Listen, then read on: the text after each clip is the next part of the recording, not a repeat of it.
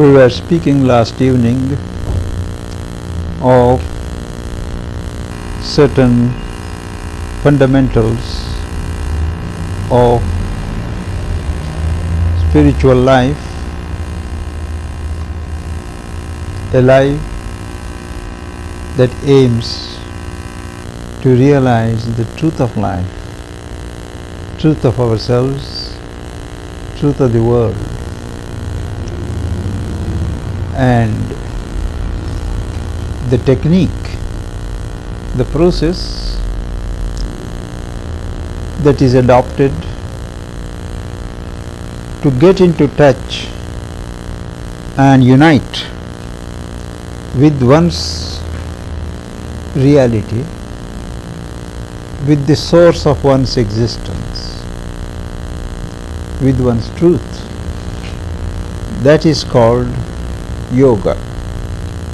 Yoga is union. Union with the reality of yourself and reality of everything else, because the essential reality of myself and of the universe is the same, and the reality of the universe is the same as the transcendental reality.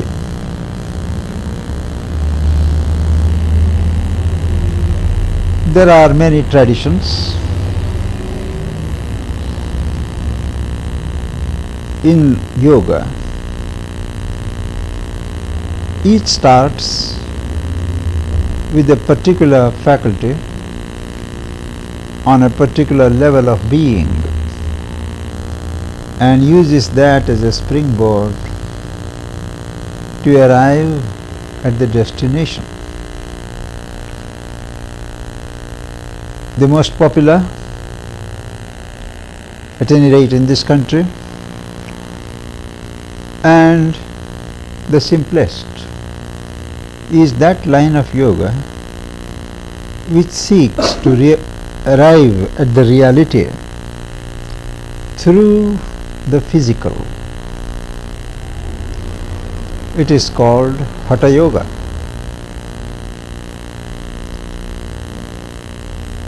Normally, our system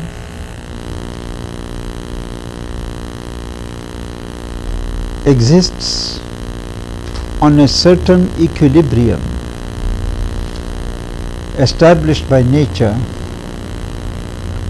between the physical body and the life energy that activates it.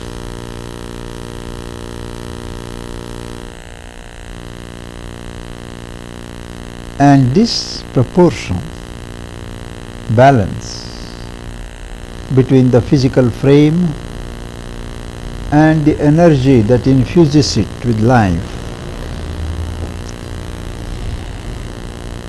is fairly well established, giving a stability to physical life. Only that much of life energy flows into the body, and the body sustains as is adequate to the normal needs of existence, individual existence. Hatha Yoga aims at changing this established equilibrium so that there is a more and more an increasing infusion of life energy, so that the body is always vibrant, capable of infinitely more activities, and there is a longer span of life.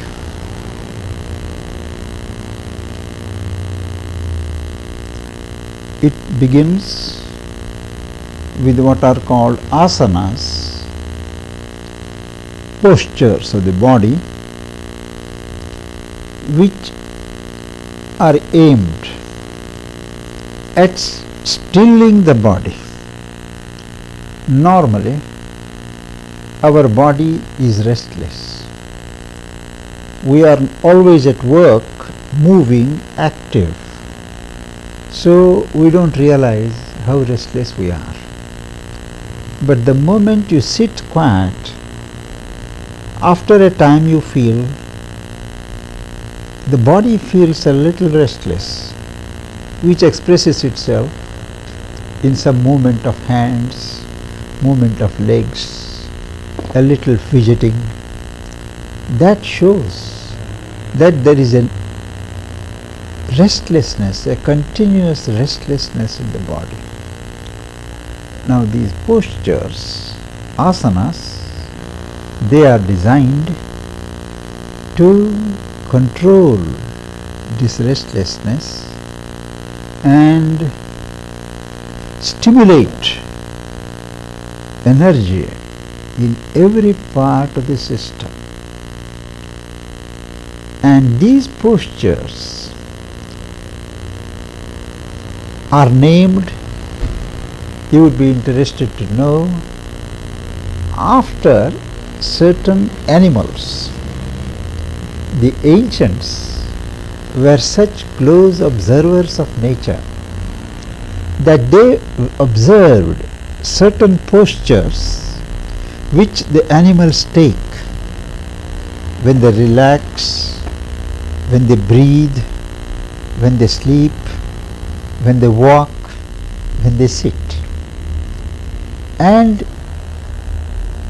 they practiced those postures and found out what they introduce in the body mechanism.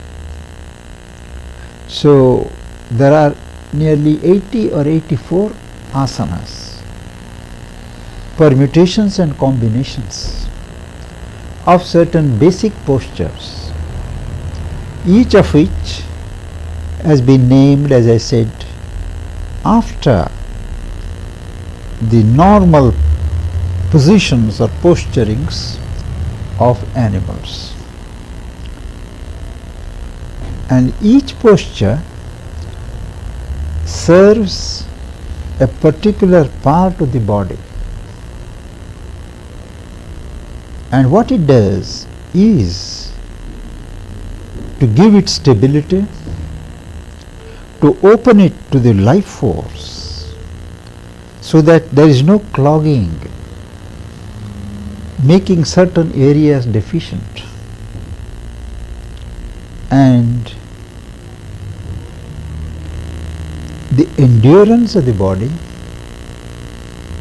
the capacity to adapt itself to new circumstances, flexibility of the body increases by leaps and bounds by the practice of these postures or asanas.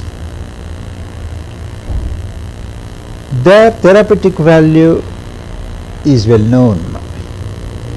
Even without a spiritual aim or a spiritual background, these asanas are utilized for correcting certain defects, increasing the capacities of certain organs or limbs, to have what is called solid health. That's the first part. Next is the Hatha Yoga aims at getting control over the life force the life energy that flows into the body, and the lever by which control is obtained over the life energy is through the act of breathing. Breath is the primary function of the operation of life force, and by a systematic regulation of the incoming breath, outgoing breath, attention to the interval between in-breathing and out-breathing, a variation of these proportions, there is a regular science called pranayama. Pranayama meaning elongation of the breath.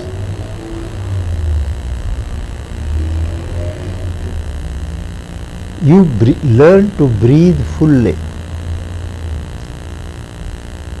You draw deep breaths, make them slow, follow the breath, and in the process of following this technique,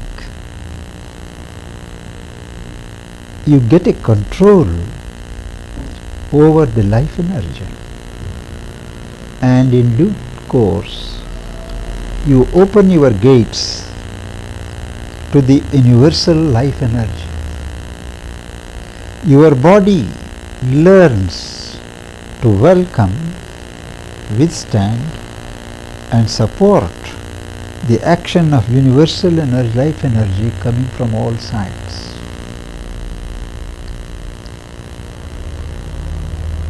And once that is done, this life energy is tapped by the use of certain mantras of concentration, repetition, to awaken the pranic dynamism in the subtle body.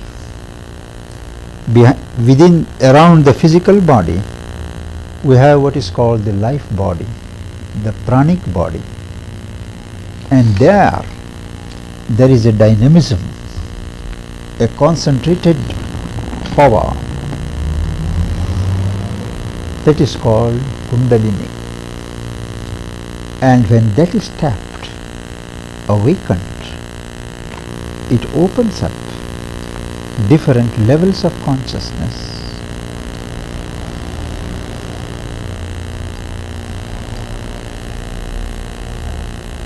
leading to the opening of the spiritual levels.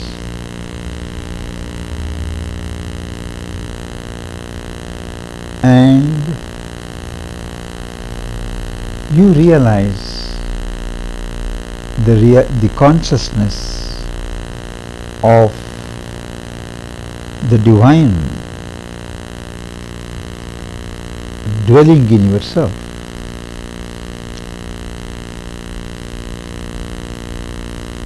That is Hatha Yoga at its best. Most of the practitioners do not go through all these three stages. They either stop with the physical side or proceed halfway in the second step of pranayama, and very few go to the third stage of awakening the Kundalini, because it is very difficult.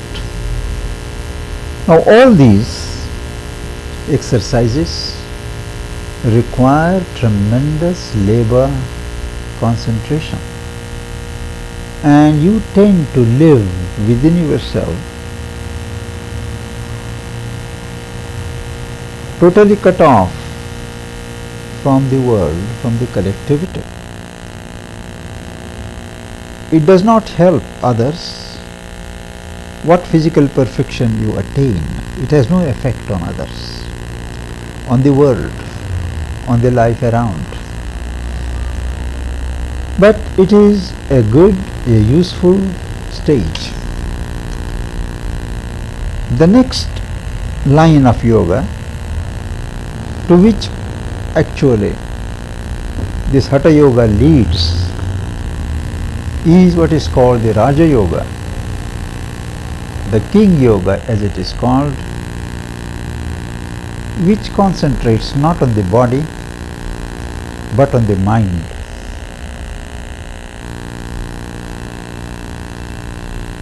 It regards the stuff of the mind, which covers our sensations, our emotions, our thinkings, as it is. It notes that it is a confused amalgam of various moments, throwing us into perpetual disorder, and through a discipline of purification, purification of the mind, purification of emotions, purification of the functioning of life energies by a preliminary discipline like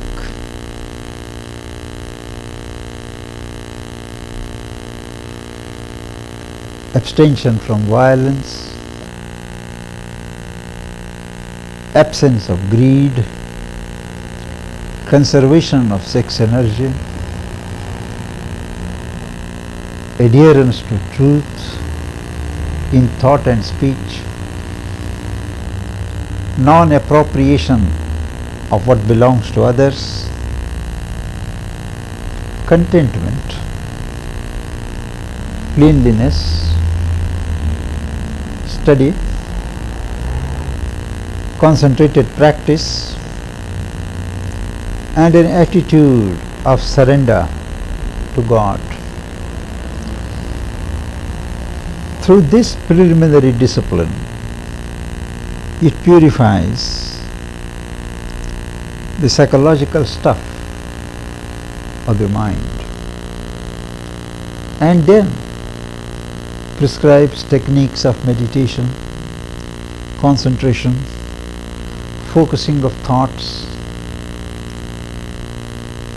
direction of emotions towards the divine, and teaches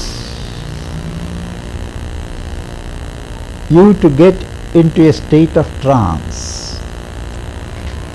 A trance is a mental state where you are temporarily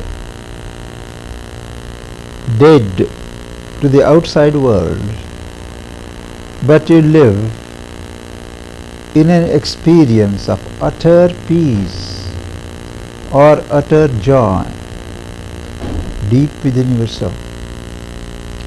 When you come out and resume the threads, it is the same old world. But this samadhi, called trance in English, is the aim of Raja Yoga, and by systematic practice one goes at will in this tranced state of consciousness, and once it is normalized, one can at will switch into that state and be in uninvolved state of utter peace. All the while, the rest of the nature is left as it is. Other faculties like emotions, like willpower, they are all dried up. You center yourself in the mind, dissociate yourself from life activities, and build up a niche in the trance state. This is what is called Raja Yoga. This, in fact, prepares for a more methodical and a more comprehensive way called the triple path. The triple path, which is called the path of knowledge, where you utilize your mental power of thought, thinking what is true and what is not true, what is transient and what is permanent, what is changing and what is changeless. Study yourself and separate those things in yourself which are not really you. My body is separate, my life force is separate, my mind is separate, my thoughts are separate. So you go on separating and arrive at your sheer self, first mentally, and then go on repeating the exercise. And this is called vichara, meditation, leading to viveka, discrimination. You constantly, spontaneously discriminate between the true and the not true, between the divine and the not divine, and choose the divine. That way you separate yourself and arrive at a state where you are identified with the truth, with the self. But it totally ignores the way of devotion. It admits to the extent it is supported. The way of devotion again is another path which regards the divine as the lover, beloved, the master, the Lord, and directs the human emotions towards the divine. All human relationships are utilized to sublimate the emotions towards the divine. And here the culmination is not just in establishing relation with the divine master, with the divine Lord in oneself, but also in the universe. But this totally ignores the mental faculties, totally ignores the physical nature, always concentrated on emotional being. Then there is the yoga of will. All have to work. Activity is the law of life. So one dedicates all works to the divine. One renounces claim to the fruit of works.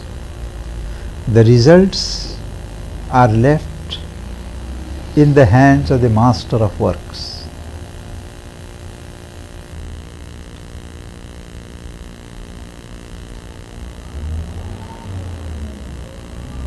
The next stage is to give up the sense of the doer.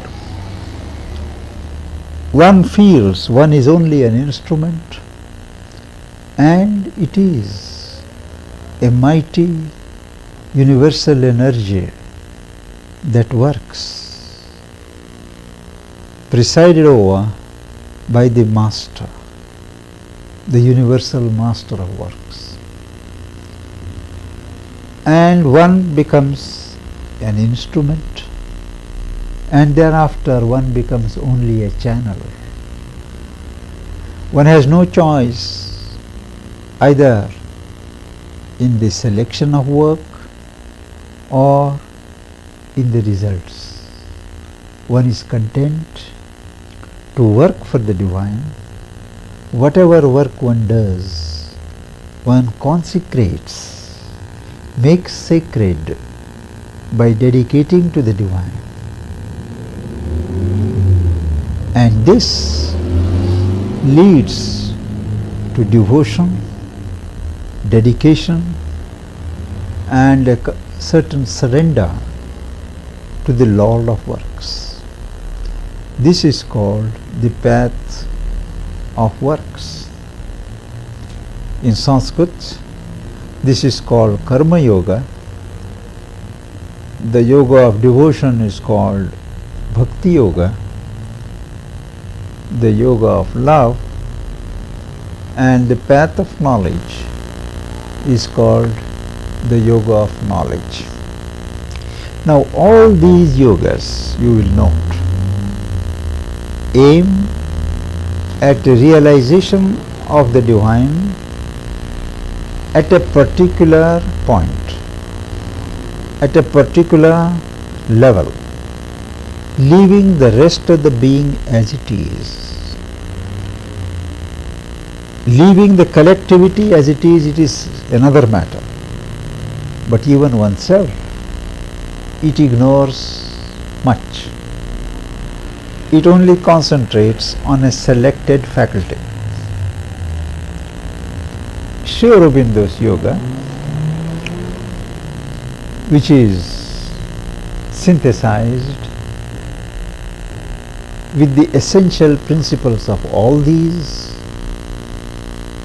but with a new direction, is called the integral yoga.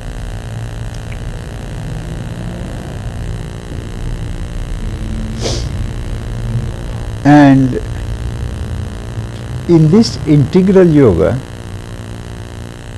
apart from the main features of the older yogas, which enter at different stages, there are two principles from the Tantra yoga, from the yoga of the Tantras, that are assimilated.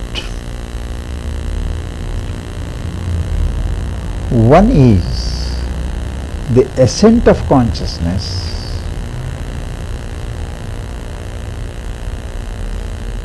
calling down the descent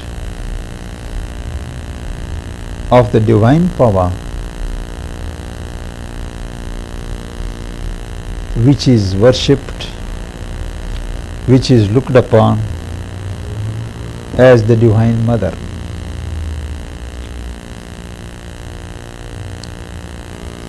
In most of the traditional yogas, the emphasis is on the Purusha, the soul. Nature is ignored.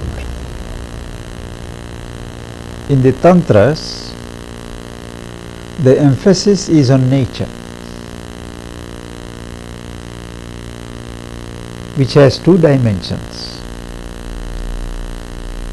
The lower dimension, where it covers you with ignorance, and the higher dimension, where it releases you, liberates you. And nature, this nature is called the power of God.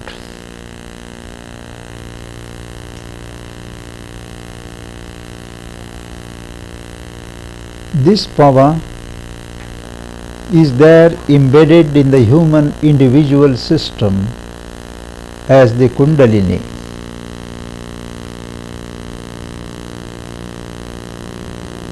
In the cosmos, it is there at work as the great Kundalini, Maha Kundalini.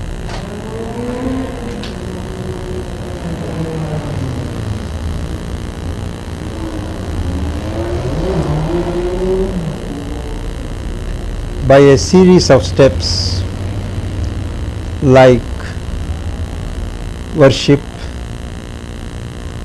japa, concentration,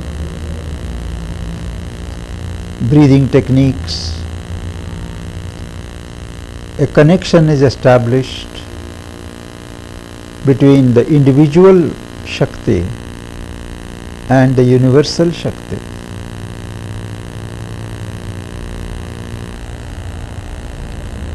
So that the individual becomes a playground of the power of God. That in a sense is the Tantra.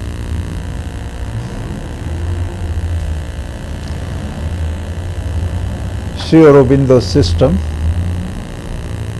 assimilates these two main features, as I said, the ascent and descent, and the reliance upon the Shakti, the Divine Mother, from the Tantras, but it also accepts the primacy of the soul, the Purusha.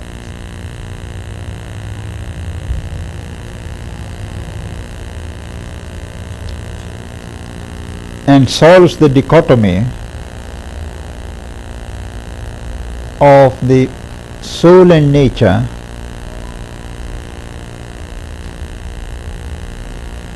by looking upon nature as the self power of the soul.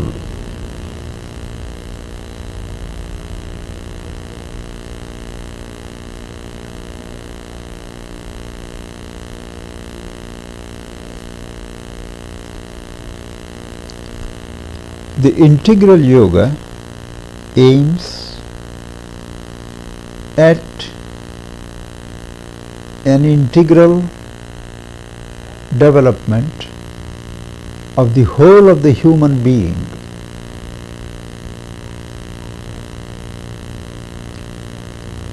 by making it possible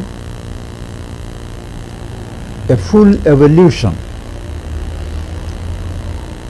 of all the powers and faculties.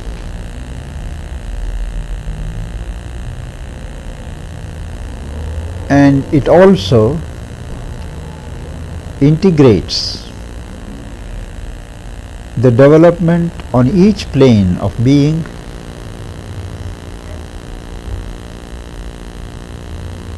with the progress on every other plane.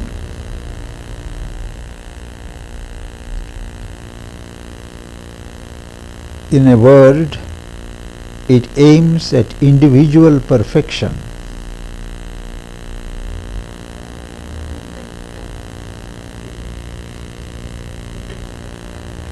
But it recognizes that an individual can be perfect as the society or environment in which the individual functions.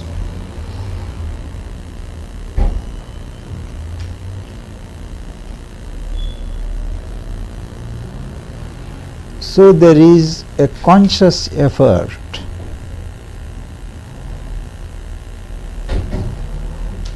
to build a community of seeking for the perfection of the collectivity.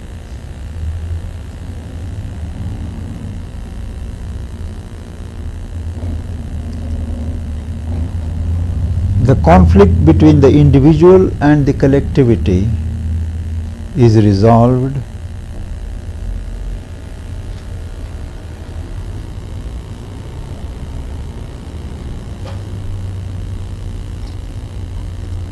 by working out the truth that both the individual and the collective are two terms of manifestation of the Supreme Reality. Each is indispensable to the other.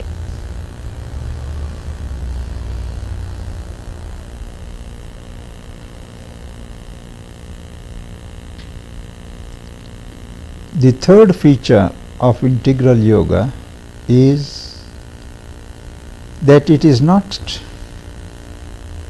content with discovery of one's reality, but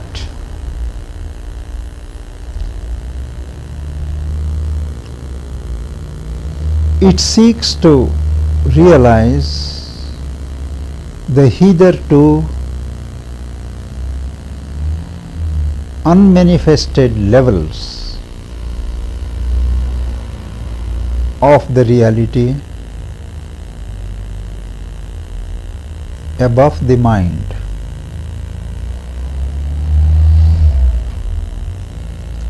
Lead evolution a step further beyond the mental status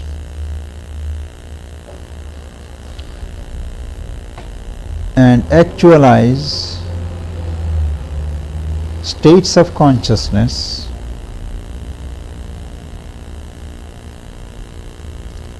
leading to the truth mind,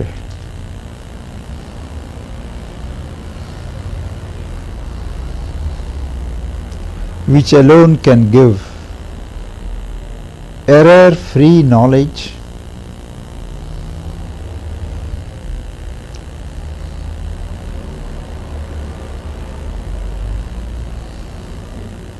life without imperfections,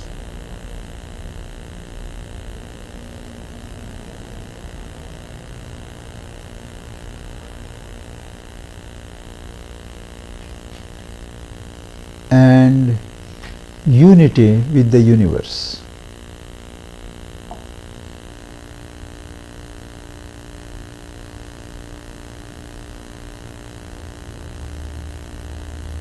These are the aims, this is the scope and the process of this yoga is threefold. First,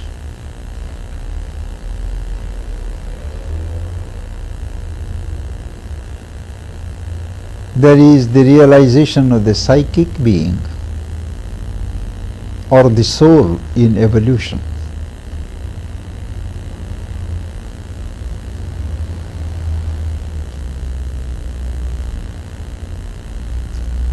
Second, realization of the spiritual levels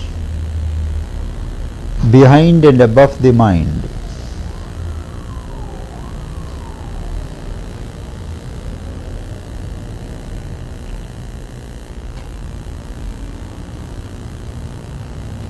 Realization of the cosmic consciousness.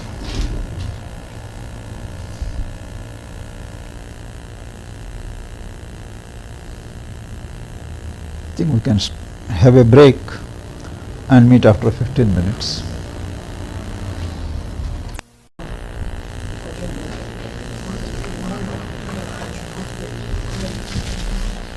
Yes. Most of us live very much on the surface of our being. We are always caught up in the desire and ego complex of the system. Now, ego is the focusing point on our surface being, where mind, life, physical energies, all these are concentrated, and ego is the point of reference.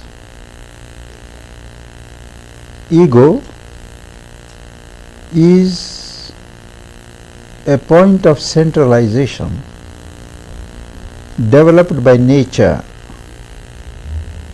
in the course of evolution with a purpose, because life is a constant scene of flow of forces, currents of forces, and without a point of centralization, a being is lost in this sea of force. So slowly nature develops a point which becomes a point of centration.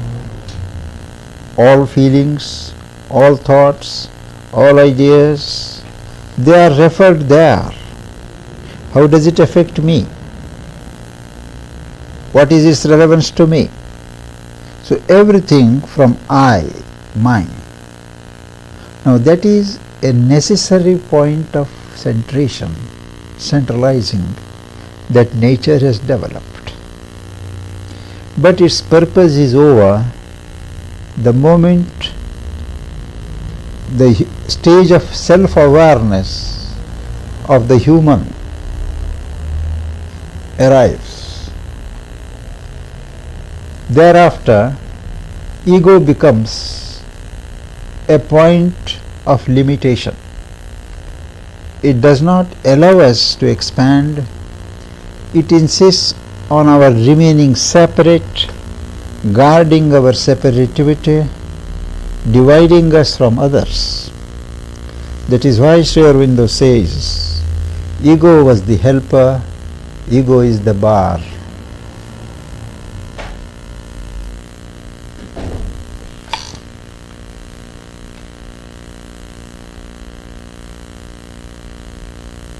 As we evolve, we develop in consciousness,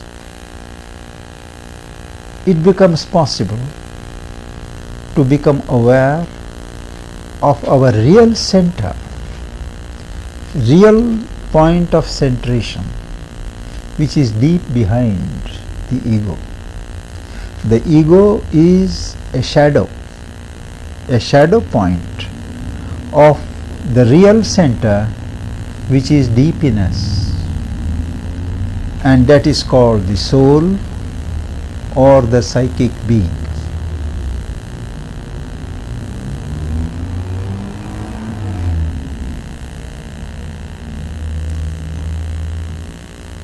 If you read Sri Aurobindo's Lights on Yoga, you will get a comprehensive idea of the planes and parts of being in his system. The best, of course, is to read his Letters on Yoga, which are 3 volumes. But for those who don't have the time, Lights on Yoga should give the necessary direction. Now, the first phase of this yoga is to become conscious of this inner psychic being or the soul, and this involves an interiorization of our consciousness. Our consciousness is mostly spread outside. We need to gather it, direct it inwards with a view to feel and become conscious of our true center, which is behind the surface.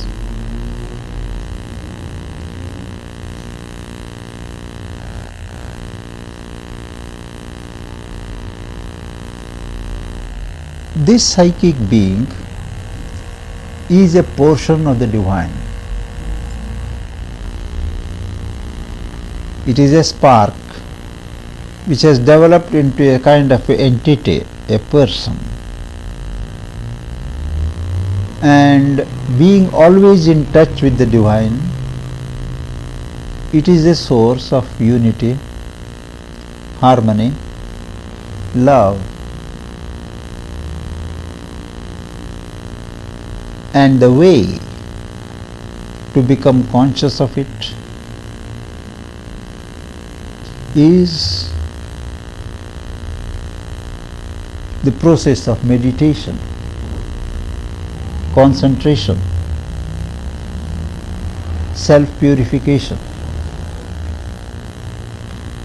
and building a climate of the psychic in our daily life.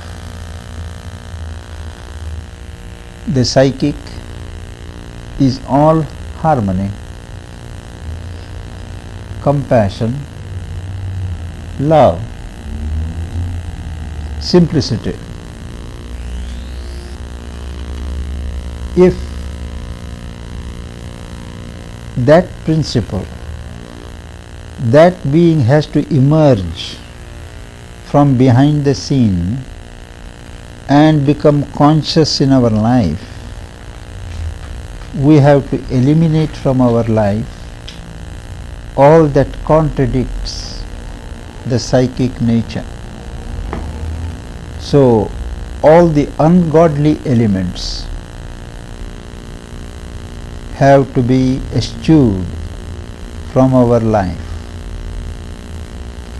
A conscious effort must be made to promote movements of harmony, friendship, compassion, selflessness, desirelessness, and love. This opens the passage which is normally clogged with our selfish desires, egoistic interests, blind obscurities between our surface level and the deepest, inmost level where the psychic is situated as a point of light.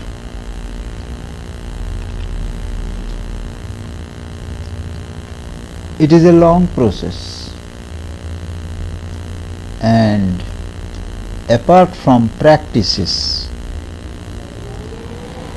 like the repetition of the name of God, meditation on a form of God, or meditation on the idea of the self concept, praying, invoking the inner presence to reveal itself, study of spiritual literature, study of the mystic documents, and above all, company of the great. A very great importance is attached to keeping company of the holy, those who have realized the divine love, those who breathe the divine peace. We have to seek their company, and that acts as a great dissolvent of many harsh elements in ourselves.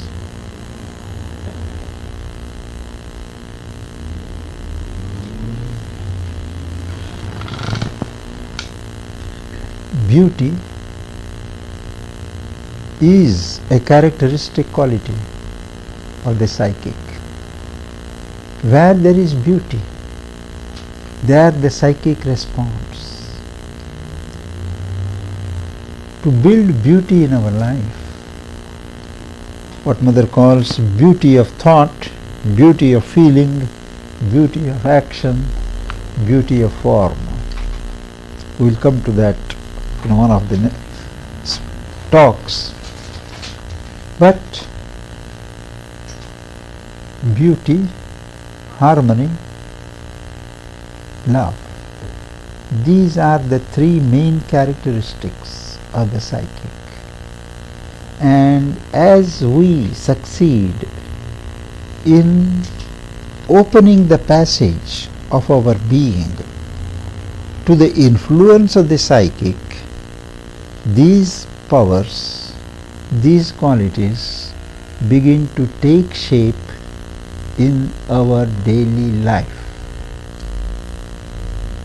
We begin to love people. We begin to hate cruelty.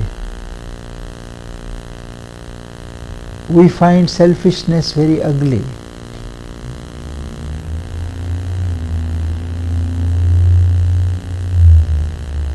There is an endearment, a kind of identification with everything.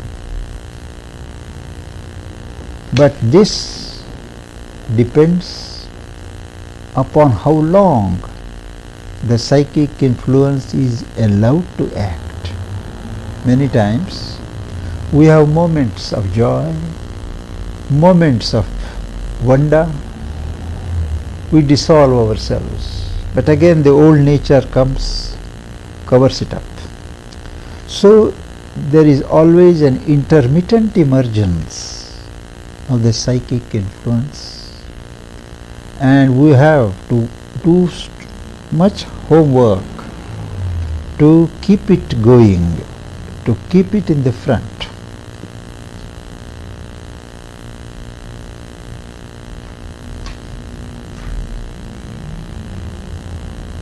There is a sense of tenderness, of a melting quality of love, not directed to anybody, but to everybody. When the psychic awakes, one feels a child of the divine. One also feels a child of everybody. And when this psychic is firmly stabilized and established as a governing factor in our life, one becomes a saint. Divine love takes root and operates. One is incapable of hurting others, of harming others.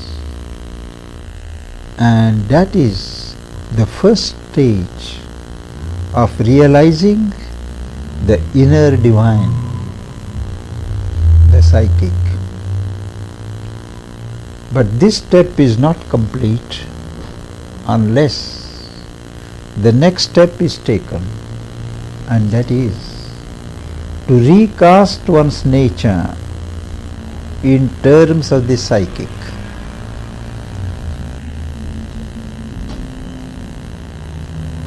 Every movement of the mind, heart, vitality, body must be consistent, must be expressive of the psychic quality. This is called psychicization. Psychicization is the recasting of one's nature in terms of the psychic.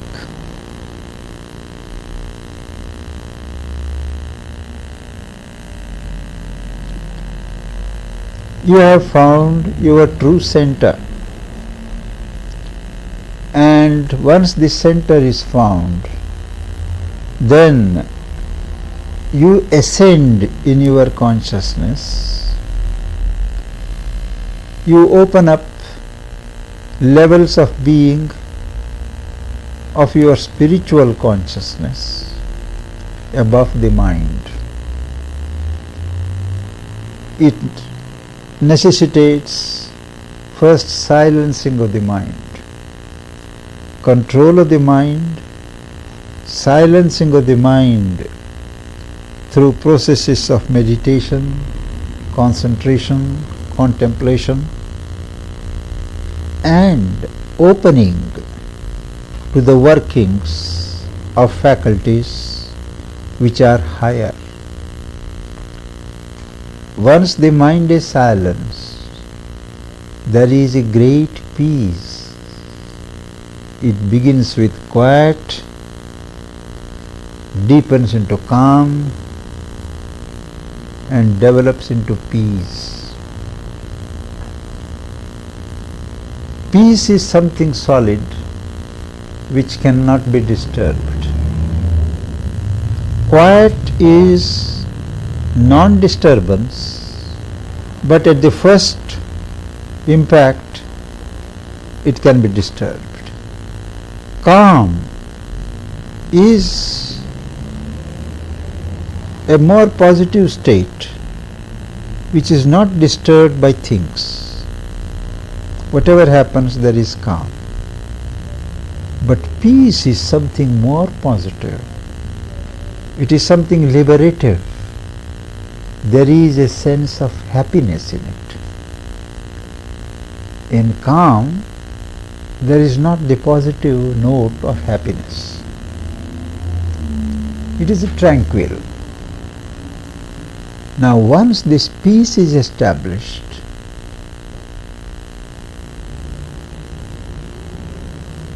there is a possibility of you are arriving at a state where everything looks unreal, and the quiet and the peace, the silence, the self of peace alone is real. And this is a state which one meets at the frontier of the mind, where the mind stands face to face with the reality of the self, and there is a sense of unreality of change, unreality of movement, and the solid reality of the self. If one stops there, one develops otherworldly outlook, rejection of the world and life. But this is only a foundation. Upon the strong foundation of mental peace begins the opening of higher levels of consciousness. The level of the higher mind, the illumined mind, the intuitive mind, the over mind, and so on. The distinctions of these various states of the spiritual mind you will find in chapters on Life Divine. But I can give you an idea by putting in brief sentences. Our thought mind, which is our highest state, consists of a number of thoughts coming one after another, giving knowledge in bits, a bit here, a bit there. We total up and arrive at what we call knowledge.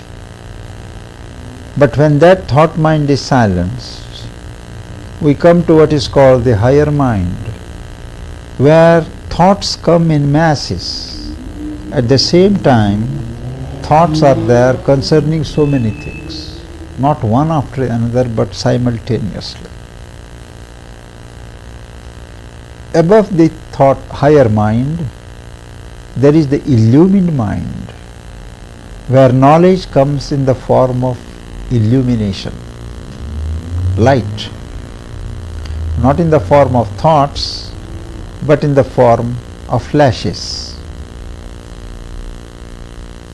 Above that is the intuitive mind, where whatever you want to know, you know immediately. You don't have to work out. This is a projection of knowledge by identity. And intuition has 3 or 4 operations. There is the hearing of truth, which is called inspiration. There is the vision of truth, seeing of truth, which is called revelation.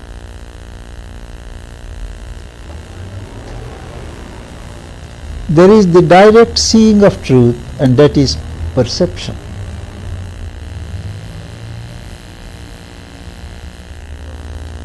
There is a spontaneous distinction between truth and untruth, that is called discrimination.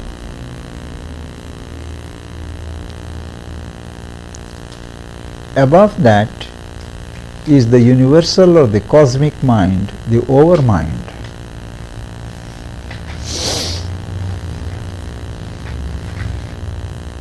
Which always gives a global view of things.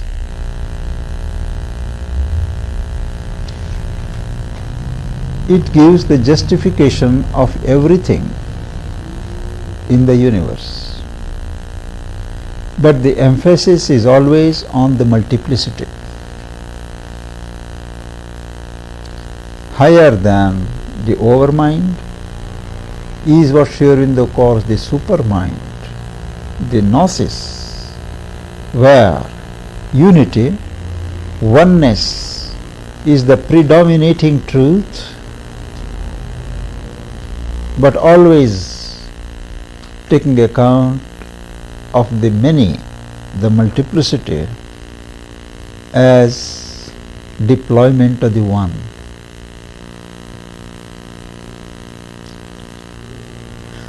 This is the highest state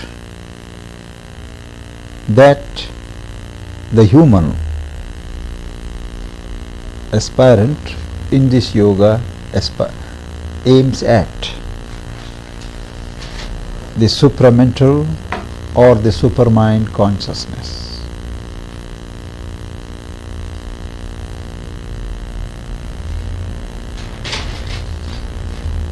Supermind,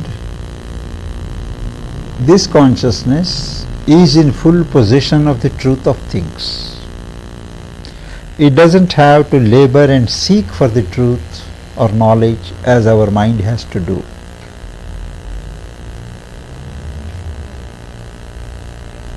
With the result that as the supramental consciousness begins to act, all ignorance recedes. Falsehood becomes impossible.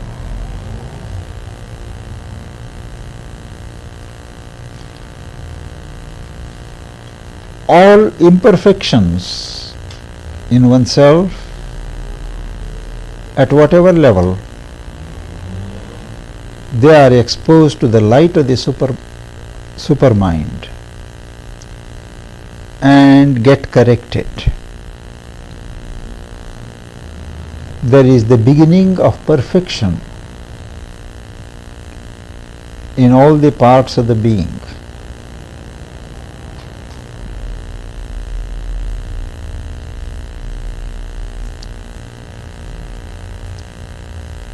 Now, somewhere in the process of this ascent, there is an effortless broadening of consciousness. You are no longer limited to your divided self. Gradually, you become wider and wider, and your individual consciousness fuses into the universal consciousness. The individual being becomes the universal being.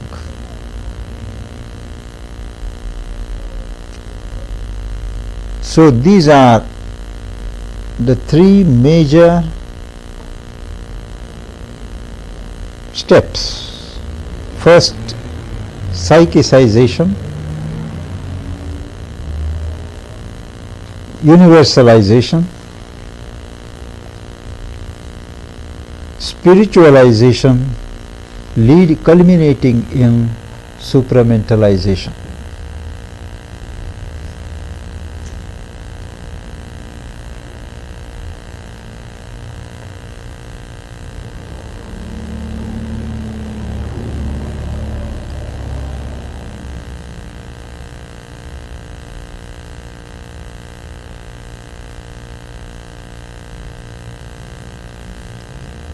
In this system, these broad lines are indicated,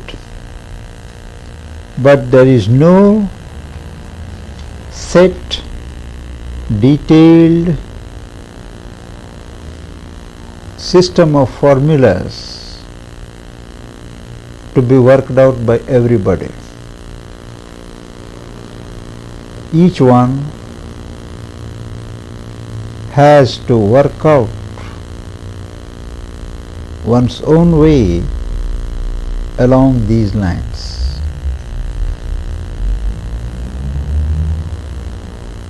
Sri Aurobindo says that though the path is one,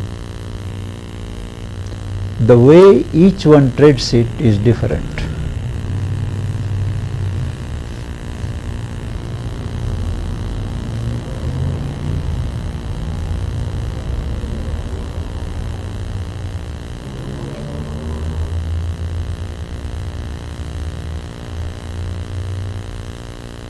This is as far as the individual aspect is concerned.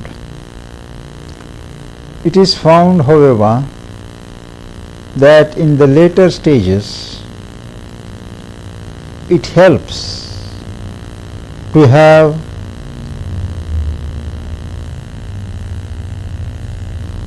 like-minded seekers forming a community of aspiration, community of seeking, not necessarily physically in one place, but there is a kind of network of like-minded seekers pursuing this path.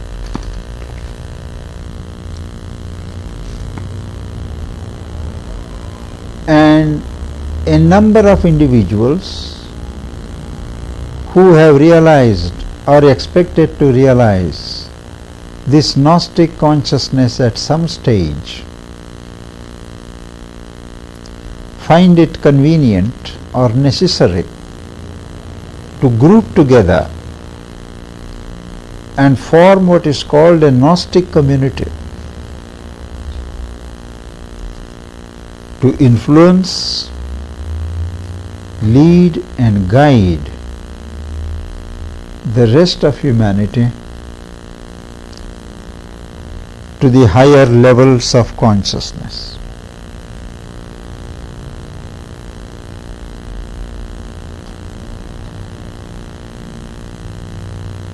You will find this described in the last chapter of Life Divine.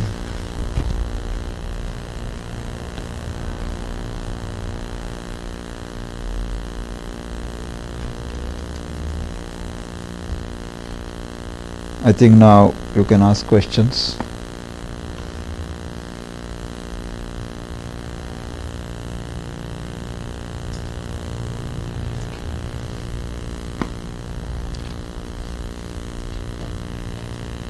Is there anything in the Western tradition that would come close to evoking a psychic being and releasing the mental construct of the ego?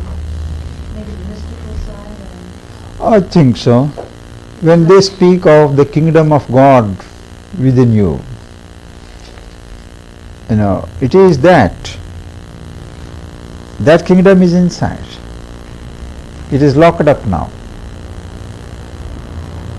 And unless you die to your ego, you can't be reborn to God. That's the symbolic meaning of crucifixion. That you have to die to your ego before you are reborn in God. I find in talking to people sometimes, I had that myself at first, a real resistance to letting go the terminology of the positive ego, because there's not an awareness that it is at the mental level. If you let go of your ego, what is there? And the self isn't developed enough. And I wonder if it possibly... No, you see... Sometimes there's a hard difficulty in language to find terminology to discuss that. In the West, the ego is identified with individuality. individuality is different from ego. Even when the ego is excised, removed, the individuality remains, because the individuality derives from the true individual within and not the construct of the individual on the surface. Actually, you feel larger, you feel more effective when you dispense with that limited formation of ignorance called ego. But here it is confused with the individuality. You are not losing, you are gaining in your personality, in your individuality, by finding your true source and true strength and true consciousness. Nobody has ever lost by discarding the ego. It is a trick of the ego, to tell you that you will lose, you will be nowhere. And many times in spiritual practices, when the moment comes, when you are taken up by the divine consciousness, there is a fear that you may not survive. It is a fear of the ego. The ego creates fear. If the ego is not there, there is no fear.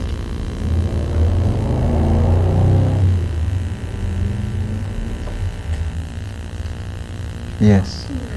You spoke of nature as the self-power of the soul. I didn't quite understand. Normally, nature is set up as something different and contrary to the nature of the soul. They say soul is in knowledge, nature is in ignorance, and our lower qualities, they are confused with the whole of nature. We have a lower nature, we have a higher nature. And lower nature is only the lower steps. But the whole of nature is really a self-projection of the soul. It is through the nature that soul effectuates itself.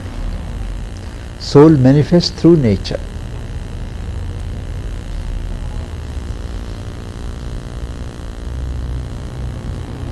I have a question about the term selfishness. Because in this society, so much is used to really suppress an individual, his development, his personal development, and to prevent the person from really taking power and going ahead and developing to the fullest. And so when you say selfishness, I wonder exactly what you mean, just what is permitted. Selfishness means you want to thrive at the cost of others. It does not mean safeguarding your interests. There is a legitimate self-interest. There is an illegitimate selfishness which exploits others for one's own self. That is impermissible. And that means also to sacrifice. And what is the idea of sacrificing? How much should a person sacrifice, and how much should a person just go ahead and do? The more one is developed spiritually in consciousness, the more one has the capacity to sacrifice. To sacrifice, to give oneself, is a spiritual movement. It thins the ego and opens up the gates inside. So there is no limit really for sacrifice, self-sacrifice. You always sacrifice for something larger than yourself.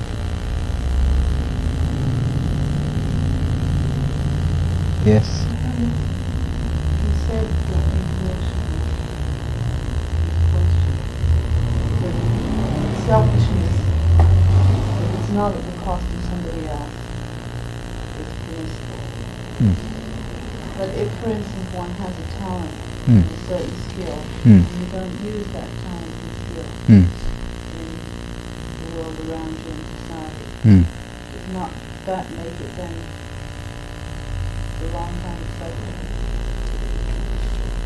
In the sense, if you're not using your talent, if you're not using your gift for others. Uh-huh. I see. I You're would. not going out I know. to somebody else. I know. I would call it self-centeredness. One is self-centered. One doesn't bother about others. That this capacity could be used to help others. It doesn't enter into that person's vision because it's so self-centered. In a larger sense, even self-centeredness is a stage. First, one develops and builds oneself on the basis of self-centeredness, and thereafter one moves forward. It may be in this birth, it may be next birth. But there is a way of looking at it as a necessary stage, and for some people it has to be allowed because they need it for their development.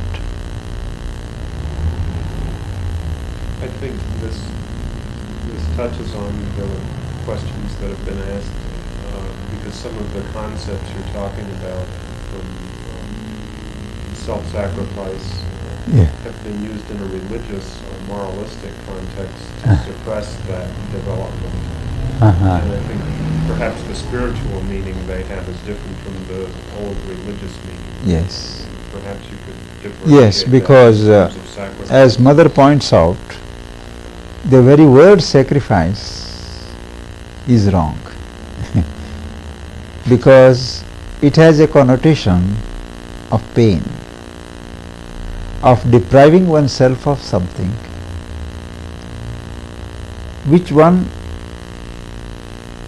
feels a loss in giving up. So sacrifice is you feel a pinch, but you give it. Now in the spiritual context, this movement of self-giving is called consecration, self-consecration, and not self-sacrifice. It is called sacrifice just by usage, but the full meaning and the implication comes by using the right word, self-consecration.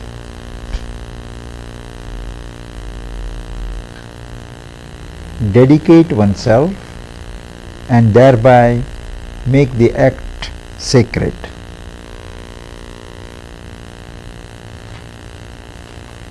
In terms of sacrifice, it seems like sometimes we come to a point of choice between something that's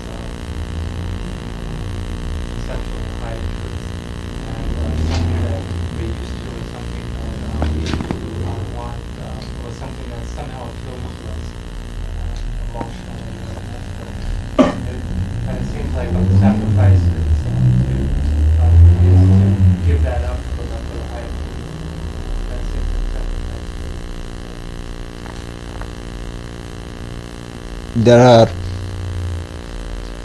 There is a conflict of duties, conflict of standards,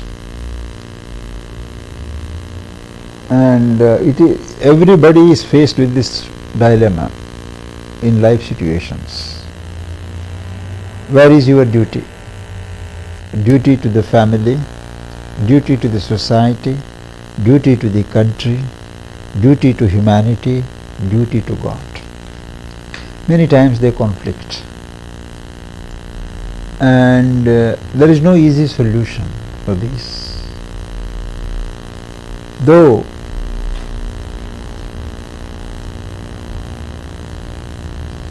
the highest aim is to give up for the divine, for the spiritual. But it also depends upon our state of living, our state of consciousness. We can't leap at one bound. We have to go through steps by steps. So this is again a question of priorities. And there can't be a general rule in these matters. It depends upon one's readiness. The whole of the Gita is a discussion of this question of conflict of duties, conflict of standards, and what one should do.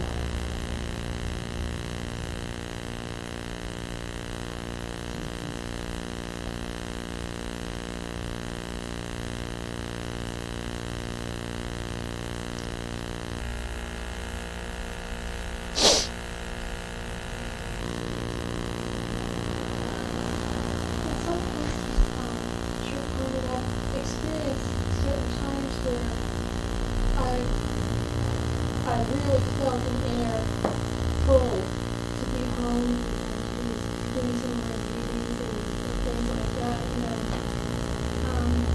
Close friends that were sort of like family type members who would want attention or come play with us and this and that. And if I say no, especially if it goes on for a long period of time, I notice more and more I'm getting into more and more of a reclusive type mode, especially with this class and all. I notice that I'm having more silence at home and things like that. It's still barking and barking. But I notice sometimes they get real angry and start, attacking, you're just not there when you want to meet you or something like that. And I'm using it in my way as in my own meditation, beginning to learn to be able to say no when I feel it strongly. But at the same time, I don't wish to hurt the person. But I notice sometimes there's a real anger that comes up, a real kind of attack, Yes, I think it is a normal reaction of ignorance or people steeped in ignorance against those who seek to grow in light. It is a normal reaction, and we have to learn to bear with it, to develop an equality. It is a test, it is a challenge, but it happens in the life of everybody in some form or other. But this is a typical situation. The person is misunderstood. They will say this person is so selfish, he has no time, no things for others, and she thinks she can, salvage herself. All these things. And they don't appreciate. But there are certain situations where you have to draw a firm line. You have first to survive. And many of these are conventional social obligations. They have no spiritual significance.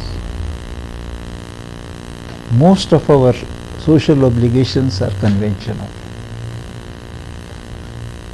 They don't hold good when you think of the soul.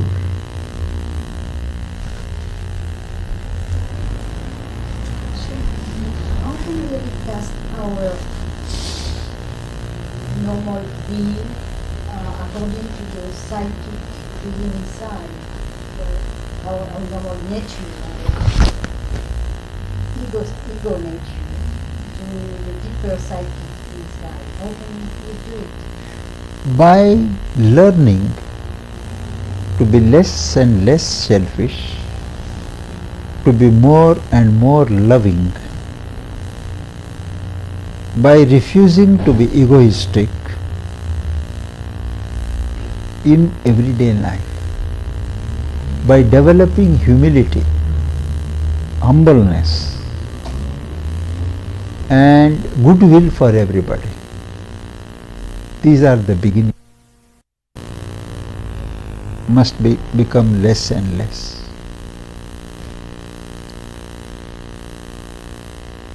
What I found the most difficult to control is reaction. Yes. Reaction Yes. upset. Yes. From the need or Yes.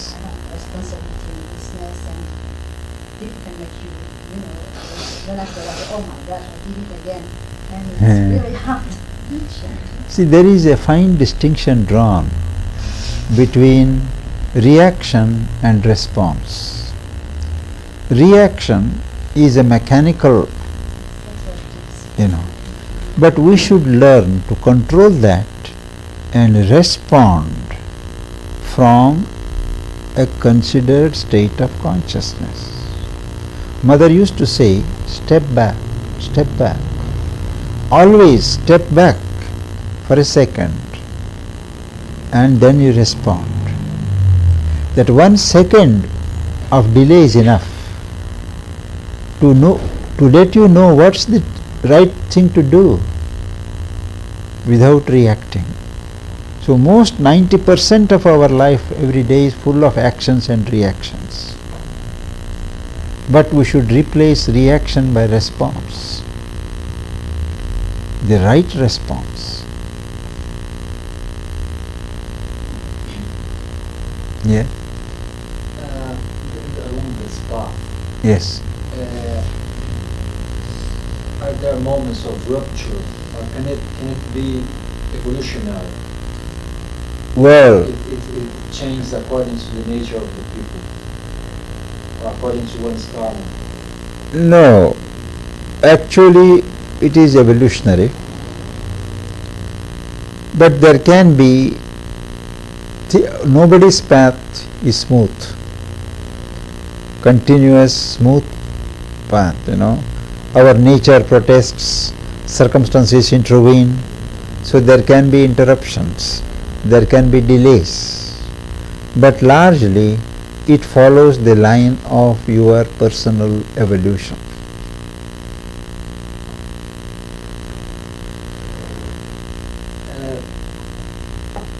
Do you think the Christian concept of salvation Yes. is more related to the giving up of ego, the opening of the psychic being, or with the attaining of supramental No. state? No. Salvation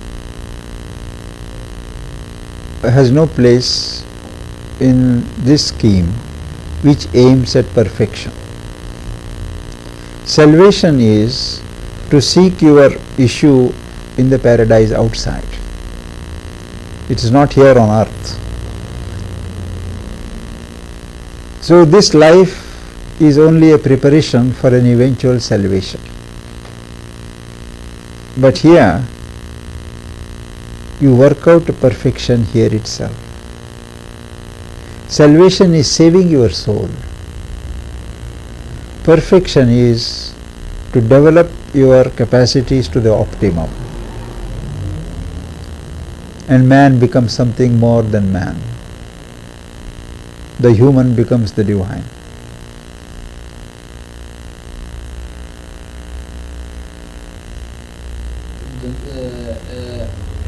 Isn't it possible to equate both? I mean, No. there must be one something behind both metaphors, behind both systems, that is the truth. There are some features which are common to all spiritual paths, like giving up the ego, development of love, purity. But the aim is different. Preliminary, lot of things are common. But as you go, the paths diverge.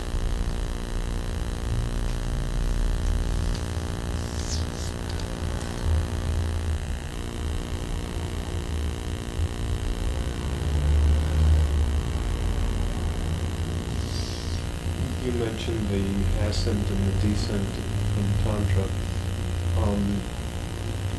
I know that in this yoga, individual development that's quite different from one to another, but are there any general patterns or guides to that process, to the way it's experienced?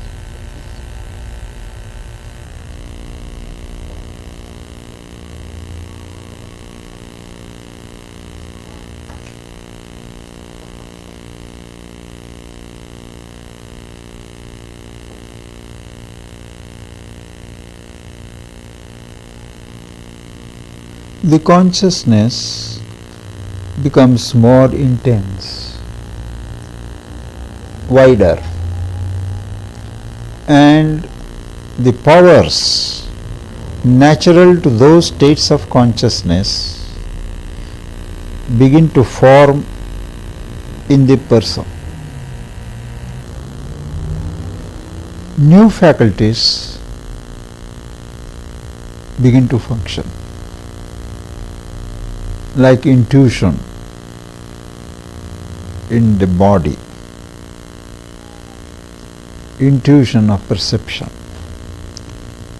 or the right flash of truth,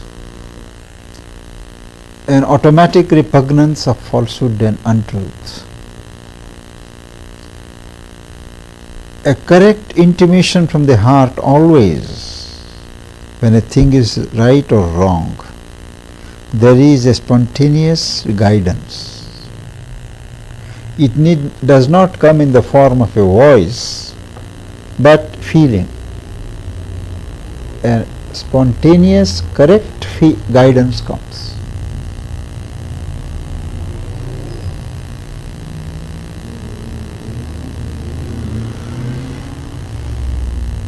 I think that is about what can be expressed in understandable terms.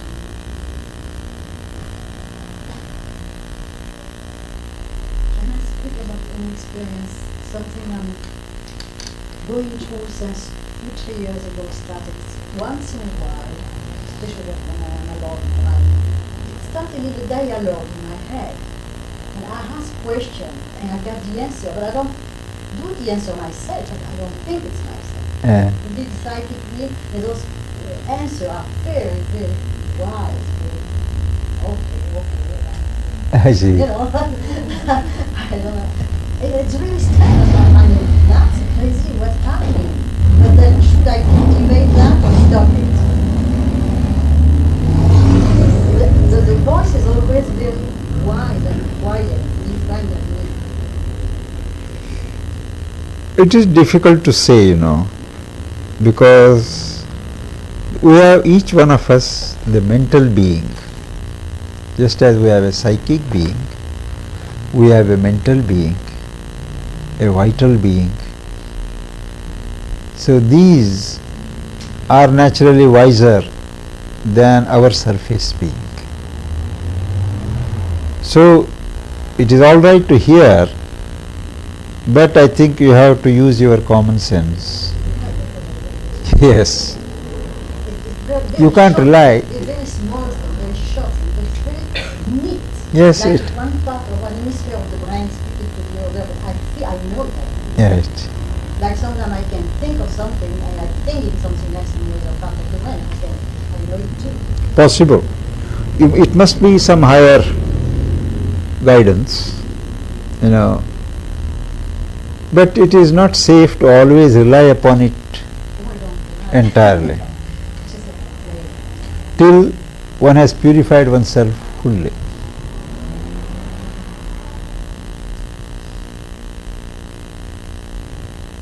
But I was wondering if that happened to other people too, and I think about it. It's not There are many to whom such things happen.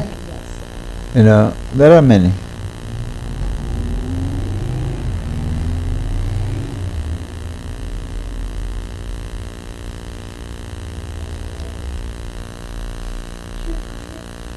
In the ashram, whenever questions came up for the disciples, did you always go to Aurobindo? Yes. Can I ask a question we can speak about tonight, but I was not here the first Wednesday, about the city of Aurobindo. Yes. What is going to happen to Aurobindo? Still going on? It is going on. We have to see it is a young experiment. It has to develop still. People are there working, trying, and 500 people are there working for it. It is only 11 years old or 12 years.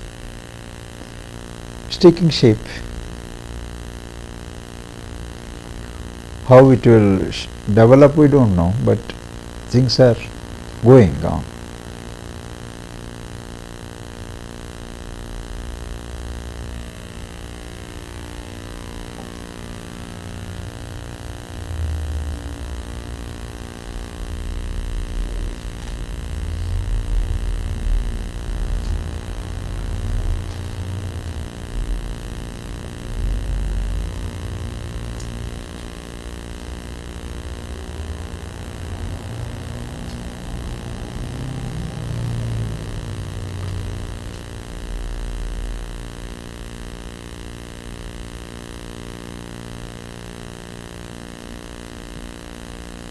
For those of you who do not have enough time to read or consult the original books of Sri Aurobindo, perhaps I could mention that my book Sadhana in Sri Aurobindo's Yoga, of about 100 pages, that will give you all the points that I have made today and more. Sadhana in Sri Aurobindo's Yoga. If you are interested, we can bring some copies here next time. I think we have received from some booksellers.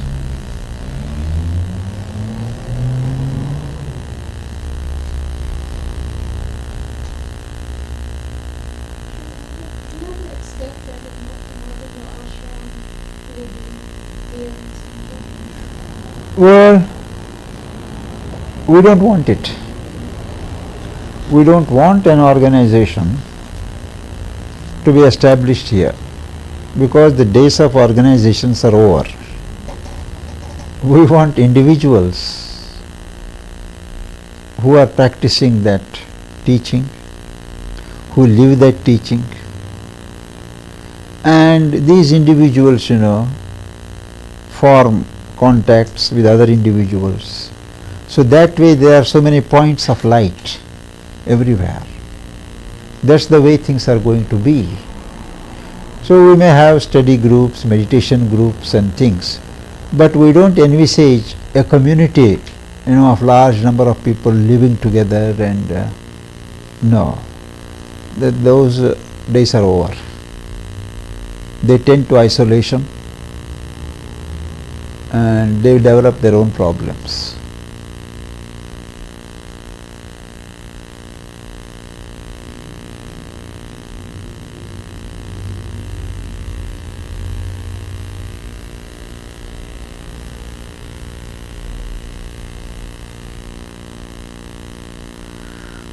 I think we could meet next week.